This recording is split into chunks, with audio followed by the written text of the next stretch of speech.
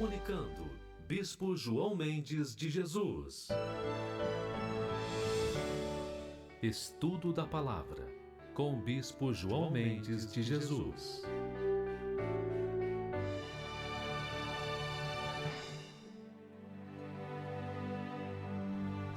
Muito bom. Hoje nós teremos então o estudo da palavra no livro de Marcos, capítulo 3. Marcos, capítulo 3. Eu vou fazer uma leitura. A ideia, na verdade, não é fazer um estudo profundo da palavra, não. É uma leitura, alguns comentários. Eu estou aqui com o pastor Davi. Também você pode entrar e participar com a gente. Estamos preparados para ouvir também vocês, tá? Bom dia, Verardo. Quero dar um bom dia também para o nosso querido José Paulo Fernandes. Bom dia, Rosângela. Bom dia, Maria Amaral. Bom dia a todos vocês que se acompanham conosco. A Gelda. Muito bom dia, Gelda. Vamos começar o estudo da palavra e já eu vou conversar com vocês. Pode mandar comentário que eu vou comentar aqui para a gente também, tá bom? Olha, gente, o capítulo 3 começa assim. Outra vez entrou Jesus na sinagoga e estava ali um homem que tinha uma das mãos mirrada, a mão ressecada, né? E estavam observando se curaria no dia de sábado para o acusarem. E disse o homem que tinha a mão mirrada, e disse ao homem, né, que tinha a mão mirrada: levanta-te. Vazou aqui, peraí. Estou tirando aqui. Levanta-te e vem para o meio. Quem disse? Jesus. E perguntou-lhes: é lícito no sábado fazer bem ou fazer mal? Salvar a vida ou matar? Versículo 4, né? E eles se calaram. E eles então se calaram. O que ocorre com nesse momento aqui em que eles ficam calados? Por que ficam calados? E olhando para eles em redor com indignação, condoendo-se da dureza dos seus corações, disse ao homem: estende a tua mão. E ele a estendeu, e foi-lhe restituída a sua mão, sã como a outra. Eu quero fazer um comentário aqui, a gente vai acompanhar. O silêncio desses homens, né, o silêncio daqueles religiosos que estavam observando diante da pergunta de Jesus, provou que eles não compreendiam as Escrituras. Esses líderes restringiam várias atividades no sábado, inclusive a prática do bem, que eram os fariseus.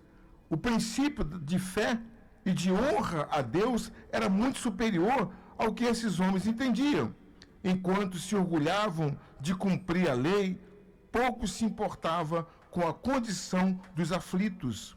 No entanto, mesmo com a oposição deles, o Messias não deixou de restaurar a saúde daquele enfermo e ainda se irou com a insensibilidade dos fariseus. Essa mesma indignação o Senhor tem hoje quando vê uma pessoa sofrendo nas garras do diabo e não é liberta por causa da indiferença daqueles que deveriam ajudá-la e não fazem. Fica muito claro, pastor Davi, aqui nessa mensagem, eu até me arrepio quando eu leio esse comentário, porque as pessoas estão muito preocupadas, às vezes, em pregar o evangelho e falar até de Jesus, ou mesmo divulgar as suas ideologias, as suas intenções, mas não estão preocupadas com o aflito, com o doente, com aquele que está de fato, como estava esse homem lá com a mão ressequida.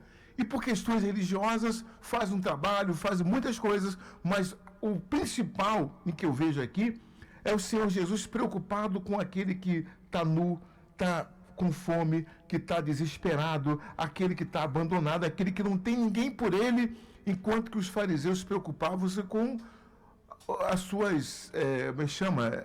Nos cultos, como é que chama? Estava com a sua religiosidade. A religiosidade né? também. Estava preocupado com as suas tradições. As suas liturgias, isso, né? As tradições. Mas o doente deixa para lá. Não estavam nem aí preocupados. E não fazem e ficam perseguindo quem faz. Ainda tem isso também, Isso né? acontece nos dias de hoje. Infelizmente, muitas das vezes nós somos perseguidos, não é pelos de fora, às vezes, mas sim os de fora, os de dentro, que se dizem da fé, que não têm fé para fazer essas coisas e querem perseguir aqueles que as têm. É isso aí, está aqui, ó. Vou agora ler o versículo 6. Eu estou aqui na linha também, eu estou com a Márcia, o Márcio e a Patrícia. Eu estou aqui também com o Henrique Silvério. Obrigado, Silvério, pela tua presença. Alexandra Larina, quanto tempo você não está com a gente? Também aqui, acabou de entrar o Valdir Batista. Pode deixar o comentário que eu vou ler daqui a pouquinho que eu vou ser para vocês. Se tiver alguma pergunta, Davi, tem pergunta, Davi, aí? Davizinho, não? Por enquanto ainda não. Tá, não. Pode perguntar que a gente responde, tá bom, pessoal? Versículo 6, vamos lá. E tendo saído os fariseus, tomaram logo conselho com os herodianos, pessoal de Herodes, contra ele, procurando ver como o matariam. Olha a preocupação dos fariseus. Era calar a voz daquele que estava trabalhando em favor do aflito. Eram inimigos, no entanto, se uniram para destruir aquele que consideravam uma ameaça. Na verdade, Jesus ali era uma ameaça para os religiosos. Jesus era uma ameaça para os fariseus, para os saduceus, para aqueles que ficavam ali na sua religiosidade. O Senhor Jesus, assim, diante do milagre que presenciaram, ao invés de se renderem à fé, optaram pelo orgulho e pela inveja, obstinada. Com isso, preferiram matar o Filho de Deus a abandonar a hipocrisia denunciada por ele. Veja que, além de cauterizar a consciência, a dureza de coração impede que a pessoa reconheça sua própria insensatez e se aproxime do Altíssimo. Porque qual era a grande questão ali, pastor Davi? É que Jesus havia feito o milagre no dia de sábado. E para eles, para os fariseus, era proibido. O sábado não se podia fazer nada. Então, como Jesus fez o milagre naquele dia de sábado, eles entenderam que Jesus blasfemava, que Jesus fazia coisa errada e por isso devia ser morto. E começaram então a perseguir para matar. A partir daí já começou a perseguição até a morte de Cristo. E nesse versículo 6 aqui, bispo, me faz lembrar, eu não sou, mas conheço a história da Universal. Só vê quando começou aqui a fazer a fé, o Deus usando o bicho para curar as pessoas, para libertar as pessoas, os religiosos começaram a perseguir e se uniram quem? Com os políticos na época. Né? Que aqui os herodianos, os políticos, o poder, né? De Herodes, né? Que era todo poderoso. Então começaram a perseguir a igreja, né? Universal. Olha que coisa. Né? Então eu vejo aqui, me lembrei, voltei lá atrás quando o bicho começou, né? Deus usando ele, e aí os religiosos com raiva começaram a perseguir, se uniram aos políticos, né? E contra ele, era aqui como tiraram para tentar tirar a vida, aqui não, aqui de prender, né? O bispo até caso veio, mas Deus honrou mais ainda. Com certeza, pastor Davi, é que Deus não permitiu, né? Mas quantas tentativas fizeram de tentar até mesmo assassinar o bispo Macedo? Confessada. Pessoas que depois se converteram e falaram, eu fui até a igreja para lhe matar, bispo. Eu fui armado, eu fui com uma faca. Eu lembro que no seu comentário, eu estava na abolição, estava começando ali com o bispo Macedo, a gente está desde o início lá, e às vezes o bispo ficava orando ali de joelhos em cima do altar, ou mesmo orando até as ofertas, e eu me aproximava daquele momento ali, porque eu via muito perigo do bispo ali correr de acontecer algum acidente. Atentado, né? Um atentado ali, porque havia um trabalho muito, muito incisivo, uma luta muito grande contra o mal. Eu digo, senhor, de coração, eu dei a minha vida ali para poder dizer, olha, se tiver que tocar no bispo, toque em mim. Porque eu sabia que isso era possível. Vamos lá, vamos seguir aqui, Marcos capítulo 7, diz assim... 3, versículo 7. Marcos 3, versículo 7, desculpa, 3, 7. E retirou-se, deixa eu ver quem entrou aqui para a gente falar aqui, entrou aqui a Maria Antônia Lincoln, obrigado. Maria Borrion, né, do Instituto lá também. Também, quem mais que entrou aqui? O Comitê pela Paz. O Everardo, é sempre muito bom ouvir o pastor Davi também, muito bem, tá certo, aí vamos mandar aqui. Obrigado, Everardo, aquele abraço.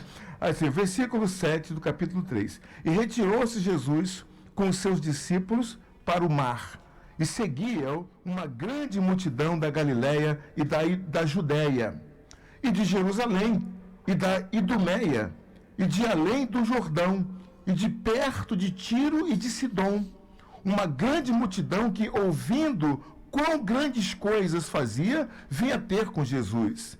Versículo 9. E ele disse aos seus discípulos que tivesse sempre pronto um barquinho junto dele, por causa da multidão, para que não o oprimisse, não comprimisse ele, que ele pudesse ficar livre naquele barco no Mar da Galileia.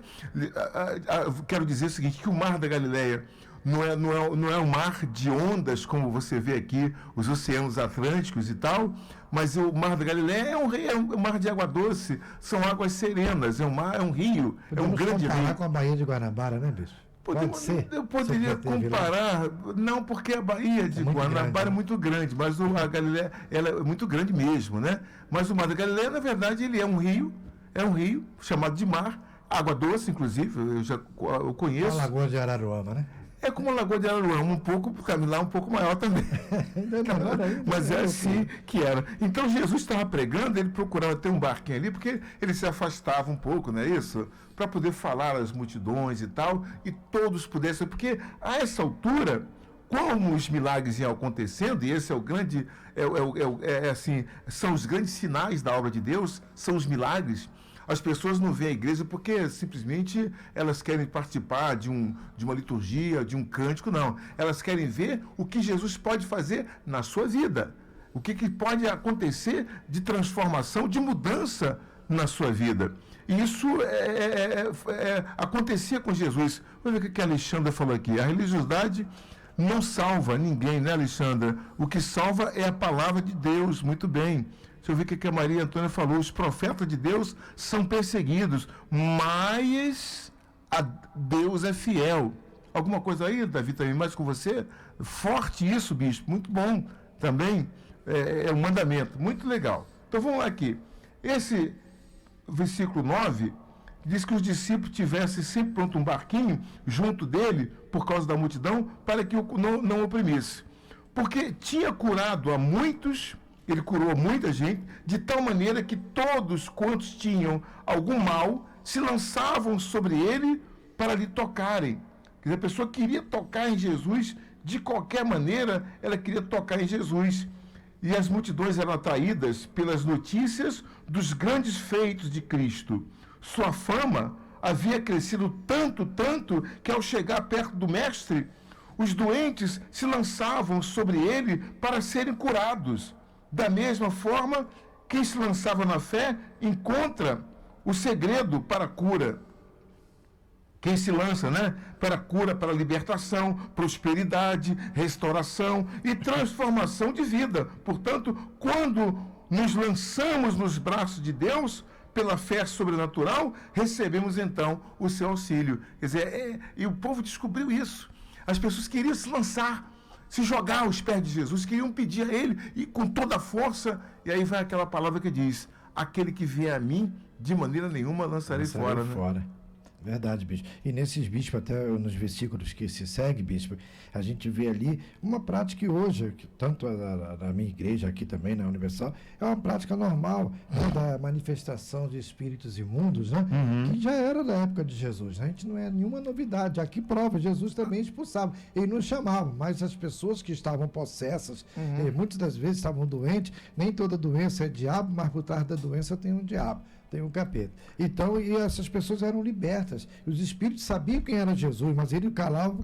Isso vai acontecer aqui daqui a pouquinho. Ele vai mandar calar. Porque começa agora. Não se via isso. Antes de Jesus, não tinha. Eu não conheço nenhum profeta, nenhum outro, qualquer sacerdote, Isaías, Zacarias, Jeremias, ou mesmo ninguém que havia tido essa prática de expulsar os demônios. Isso começa no ministério de Cristo. O ministério da libertação começa com Jesus. E ele diz assim: eu vim para que vocês tenham vida e tenham vida em abundância. Em meu nome, né, curarão os enfermos, expelirão demônios. Isso é o nome de Jesus que tem esse poder. Não há outro nome na terra, ou no céu, ou debaixo da terra, no mar, que tenha o poder que tem o nome de Jesus, porque ele conquistou isso com a sua própria vida, com a sua submissão ao próprio Pai. Versículo 11. Bispo, só lembrando nossos ouvintes, tem muitos pastores também nos ouvindo, que o bicho está falando aqui é da manifestação, para poder a gente expulsar. Porque no Antigo Testamento a gente vê Saul possesso, mas Davi, quando tocava, Davi não expulsava o demônio. Davi tocava e o espírito que estava em Saul saía. Como Isaías também fala que tinha pessoas com espíritos errantes. Mas aqui a gente está falando da manifestação do demônio na pessoa e de expulsá-lo. É isso que o bicho está se referindo. Exatamente. Aqui vamos lá, continuando assim. E os espíritos imundos, vendo, prostravam-se diante dele. Os espíritos imundos, vendo Jesus, se prostravam perante Jesus e clamavam, dizendo: Tu és o Filho de Deus.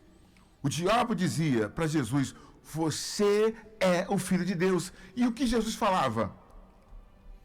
Jesus, então, os ameaçava, ou seja, os repreendia, né, para que não o manifestassem.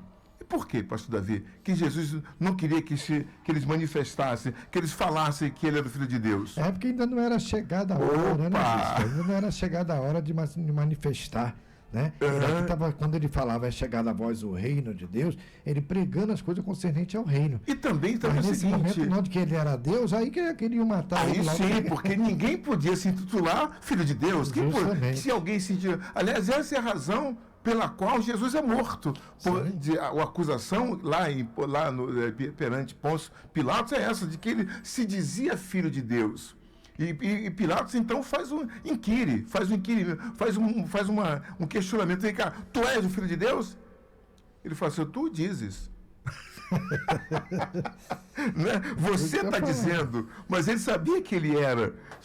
Isso é muito legal. O que tem aqui? Quando a gente manda o diabo se calar, que a gente tem, Jesus fazia isso, né? Cala-te, né? Cala-te, né? Você vê aqui, a Alessandra diz assim: a busca por Jesus cura, transforma, fora e dentro dos que o buscam. Legal, Alessandro, muito bom. A bispa também, Cristiane, diz assim: muitos irão se quebrantar, se render através de ver os milagres de Jesus. Muito legal. Então, vamos, seguindo aqui, agora estamos no versículo 14. E nomeou, então, Jesus nomeou... não, desculpa. 13, é a escolha dos... É a escolha. Opa, break, vamos ao break e já voltamos depois a partir do versículo 13. E daqui a pouco temos também a participação do Bispo Francisco de Assis. Vamos ao break e voltamos daqui a pouquinho. Muito legal. Agora vamos falar da escolha dos 12 discípulos de Jesus. Assim, versículo 13. E subiu ao monte e chamou para si os que ele quis. E vieram a ele, olha só. E nomeou 12 para que estivessem com ele e os mandasse a pregar. Então, gente, começa agora a escolha, né, dos 12 discípulos de Jesus. Preste atenção, você entender como é que foi. E para que tivessem o poder de curar, o discípulo é para Jesus dar a eles o poder de curar as enfermidades e de expulsar o quê? Os demônios. Está ali, versículo 15. A Simão, a quem pôs o nome de Pedro, né, chamou também a Tiago, filho de Zebedeu, a João, irmão de Tiago, aos quais pôs o nome de Boanerges, que significa filhos do trovão, e a André, e a Filipe, F-I-L-I-P-E, Filipe, e a Bartolomeu, e a Mateus, e a Tomé, e a Tiago, filho de Alfeu, e a Tadeu, e a Simão, o cananita, e a Judas Iscariotes, o que o entregou. Jesus também chamou o traidor para o seu meio, está vendo como é que são as coisas? Que o entregou. E foram para uma casa, e afluiu outra vez a multidão, de tal maneira que nem sequer podiam comer pão. E quando os seus ouviram isto, saíram para o prender. Os seus o quê? Os seus amigos, seus familiares, para o prender, porque diziam: está fora de si. Ele está fora de si. Olha aqui que situação, pastor. Logo após ele chamar, ele fazer, a comissionar os seus discípulos e dar autoridade, deu autoridade para eles fazer, e deu poder, né, para expulsar os demônios, curar os enfermos e tal. Então, eles saem para fazer esse tipo de ação, de atender as pessoas enfermas, doentes, endemoniadas, pelas aldeias, pelas vilas. E o povo os seus próprios conterrâneos, né? o seu próprio povo, inclusive parentes, começam a dizer, não, ele estava louco, vamos prendê-lo, né? Sim, senhor. Fale sobre isso. Eles querendo prender Jesus, bispo, por causa não somente por causa dos sinais, o senhor vê ali, quando na escolha dos apóstolos, até para os nossos ouvintes estão nos ouvindo, principalmente líderes religiosos, que expulsar demônio não era só naquela época, não. O versículo 15 que o bispo acabou de ler diz, né? E eles deu autoridade, que é exercer autoridade para expelir demônios, quer dizer, para expulsar demônio. E o Senhor, em outra passagem, diz também que eis que eu vos dou poder e autoridade para desfazer toda a obra do diabo. Então, essa autoridade, o Senhor ele deu à sua igreja. Mas por isso, né? Aqui até o próprio Senhor Jesus, ele é também perseguido até pelos seus próprios conterrâneos, como hoje também nós, às vezes, somos perseguidos pelos da fé. Acho que a gente está querendo... A gente chama de nossos irmãos, né? Mas tudo bem. Agora, você vai fazer... Ouça bem o que eu vou ler aqui agora, e você pode fazer seu comentário, porque vai dizer assim, olha, e os escribas que tinham descido de Jerusalém diziam, ele tem Beelzebul, e pelo príncipe dos demônios é que ele expulsa os demônios. O que vocês acham disso? Né? Por que eles diziam isso? Porque eu quero que você mande seu comentário para cá. Por que diziam os fariseus que Jesus tinha demônio? e que Jesus expulsava o demônio pelo próprio demônio. Quer dizer, pode isso acontecer? O que vai acontecer aqui? Você que está ligado, quiser fazer seu comentário, mande para cá agora. Tem o comentário, Davi? Fale alguma coisa, Davi, aí dos nossos seguidores.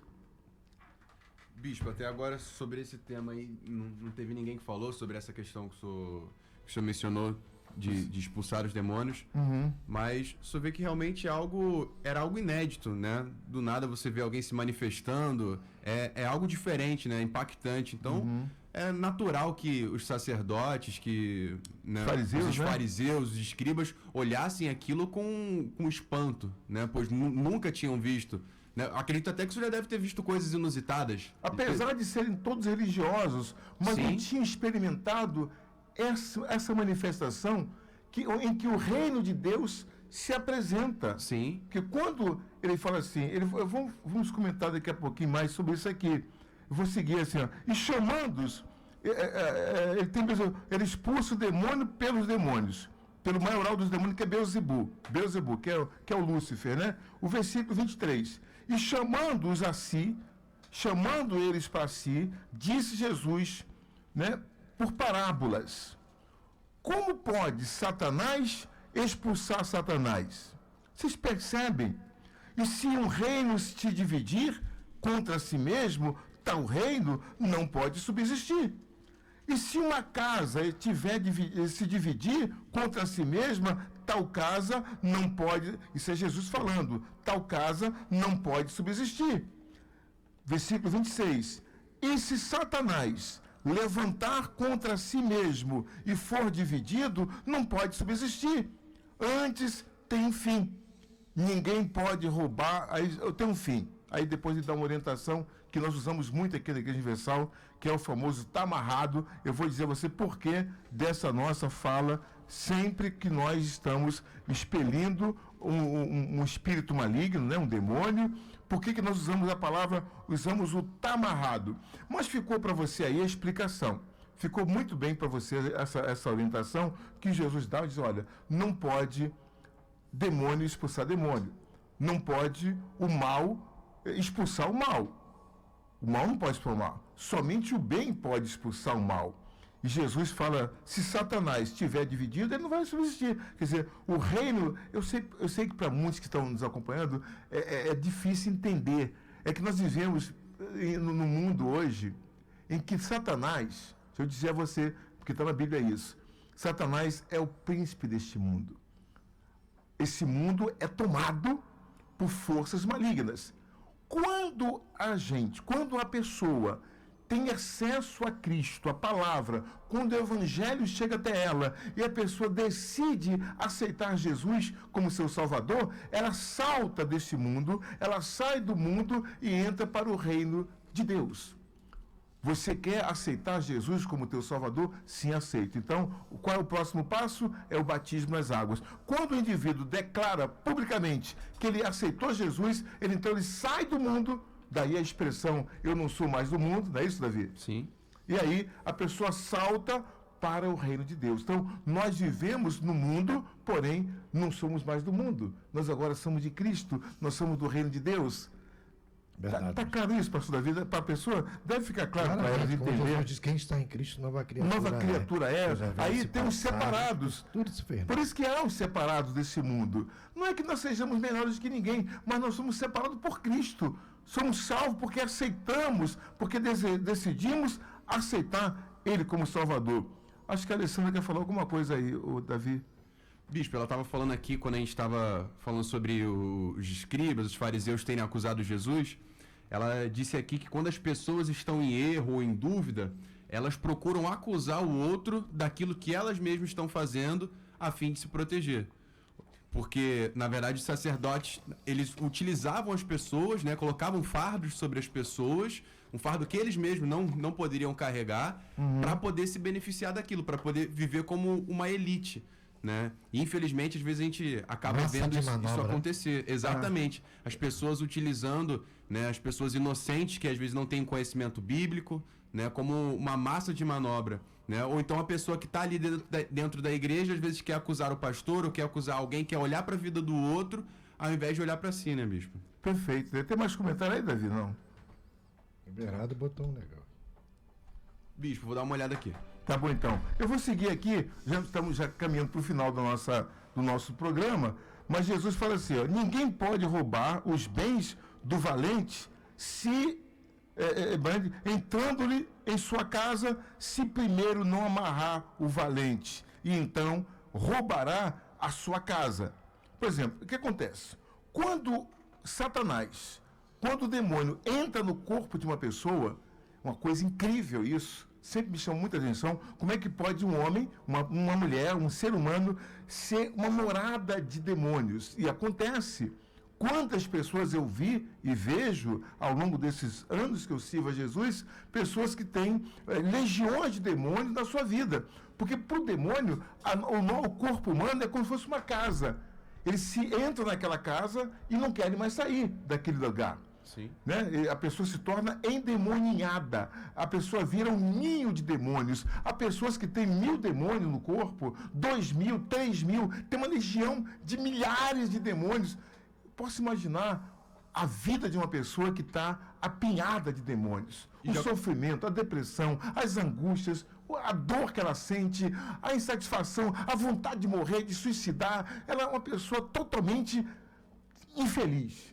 E já aconteceu, bispo, de o senhor estar na igreja uma vez, algum tipo de pessoa assim, vir e o senhor expulsar o demônio, ter algum tipo de... ter mais trabalho com...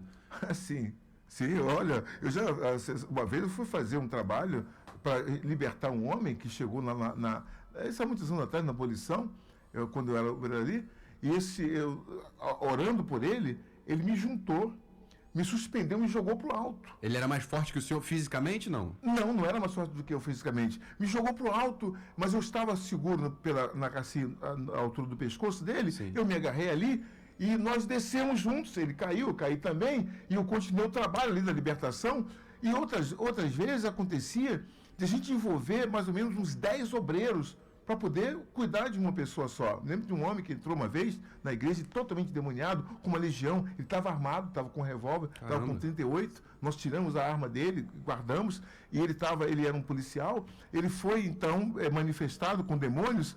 Ele foi uma força tão grande, um escarcéu tão grande naquele momento, que precisou 10 obreiros para poder juntar e acalmar aquele homem. Claro que a gente usou um pouco da força, porque havia muita força naquela entidade.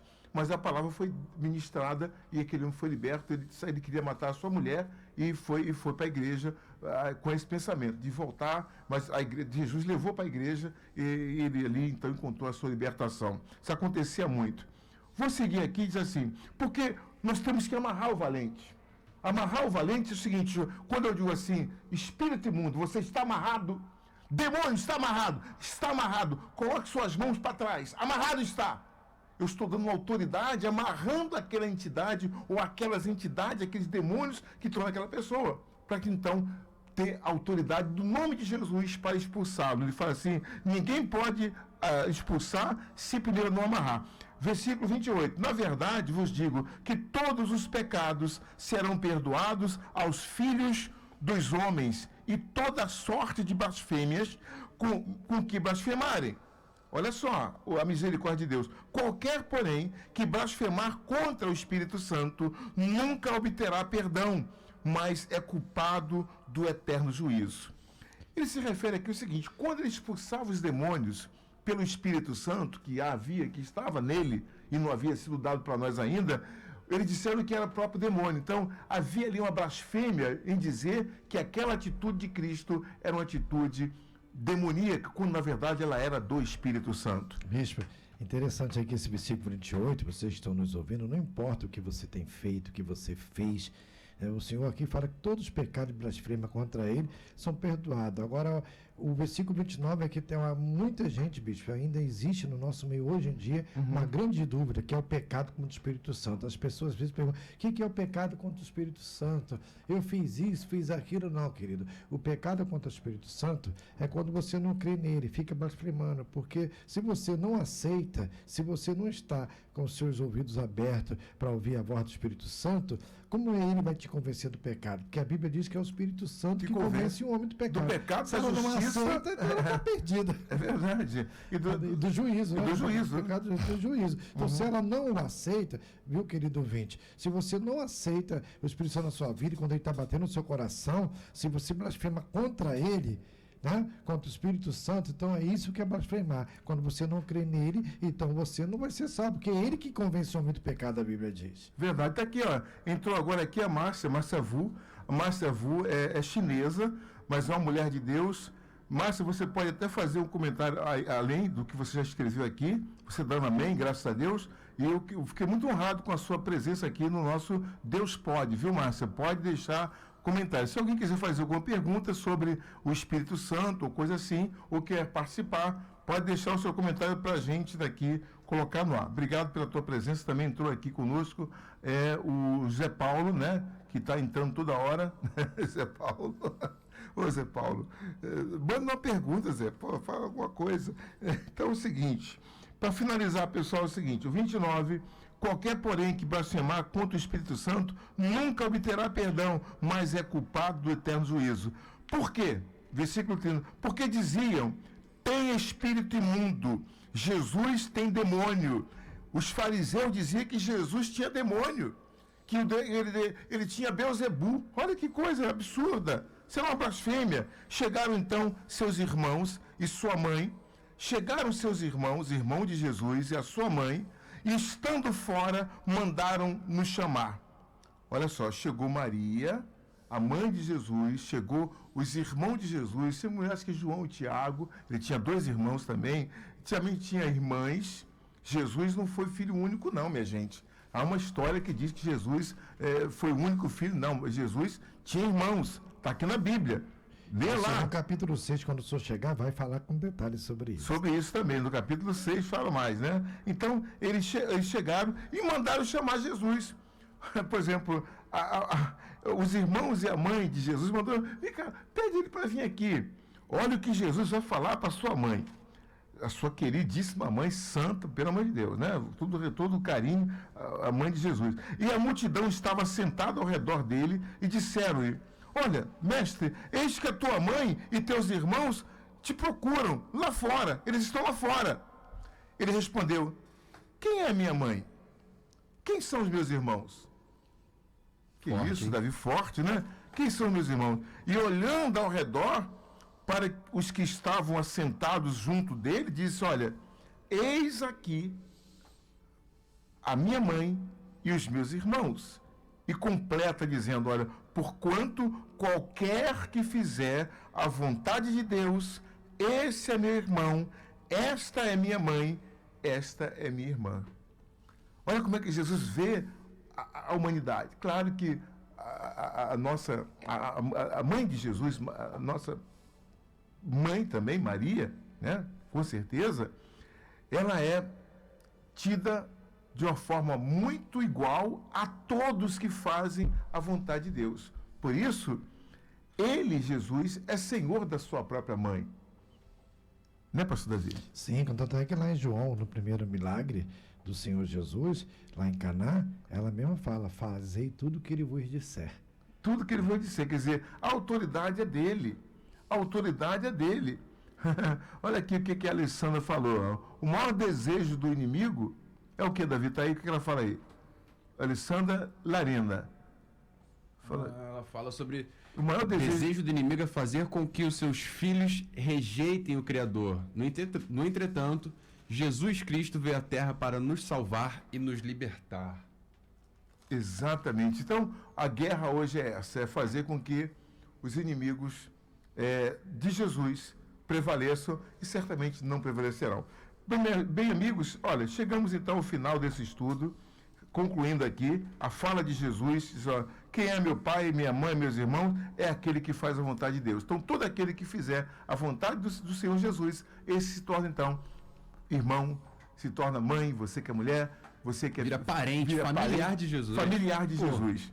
É isso aí. Semana que vem a gente vai continuar aqui com o capítulo 4. Já convidei mais uma vez meu amigo Márcio para estar conosco. O pastor Davi também presente. E você faz parte do nosso time de estudo aqui do livro de Marcos ao longo desse mês, tá bom?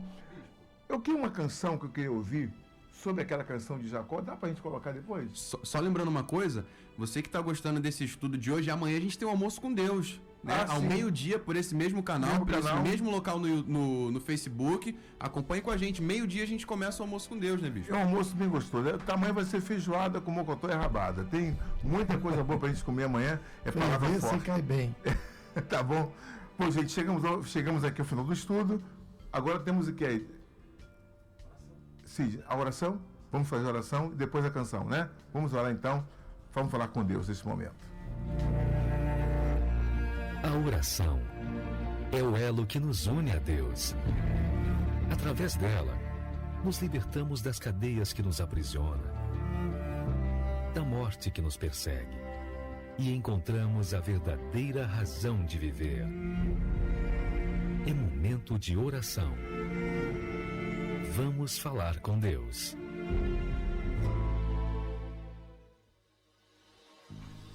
Graças a Deus. Aqui tem vários nomes que foram deixados para a oração. E eu quero, neste momento, dizer que a todos vocês que mandaram para cá seus comentários e nomes, os seus nomes estão incluídos nesta oração que faremos agora. Inclusive, aqui também está o meu copo com água. Você pode preparar o seu copo com água, porque após a consagração dessa água, vamos bebê-la para que tenhamos a cura interior. Em nome do Senhor Jesus, creia nisso. Ó Senhor Jesus, das profundezas a ti clamo, Senhor. Ó Senhor. Senhor, escuta a minha voz, a voz desse irmão, deste homem, desta mulher aflita. Sejam os teus ouvidos atentos à voz das minhas súplicas. Se tu, Senhor, observares as iniquidades, Senhor, quem subsistirá? Se o Senhor observar as iniquidades que o homem pratica, ninguém vai subsistir. Mas contigo está o perdão, aleluia, para que sejam temidos. Aguardo ao Senhor, a minha alma o aguarda, e espero na sua palavra. A minha alma enseja pelo Senhor, mais do que as guardas pela manhã, mais do que aqueles que guardam pela manhã. Espere, Israel, ao Senhor, porque no Senhor há misericórdia, e nele há abundante redenção, e ele remirá a Israel de todas as suas iniquidades. A mim e a ti, meu Pai, nós entregamos nossas vidas em tuas mãos. Ó Deus, confessamos os nossos pecados, os nossos erros, as nossas concupiscências, as nossas falhas e pedimos o teu perdão, meu Deus, para que haja cura. Cura-nos de nossas dores, cura esta enfermidade, este câncer, esta malignidade que atingiu este homem, esta mulher, esta pessoa, seja ela expelida pelo perdão dos seus pecados. Assim como o Senhor perdoou aquele homem que entrou ainda que levado pelo telhado, o Senhor disse: homem, os teus pecados estão perdoados. Por isso nós os entregamos todos nas tuas mãos e pedimos o teu perdão. Em nome do Pai, do Filho e do Espírito Santo. Pai querido, e nós consagramos a Ti esta água e que ao beber dela sejamos também abençoados no nome de Jesus. E todos digam amém. Muito obrigado pela sua participação. Espero que você tenha gostado. E semana que vem estamos de volta. Pastor Davi, as suas considerações finais. Sim, foi uma honra. Quero agradecer a todos que nos ouviram aí, pessoal aí de Santa Catarina, de São Paulo, né, aqui do Rio de Janeiro, vocês que nos ouvem de norte a sul, muito obrigado. Terça-feira que vem estamos de volta aqui com o capítulo 4 aí. Não percam, hein? Forte abraço. Um abraço a todos, Deus abençoe, até lá.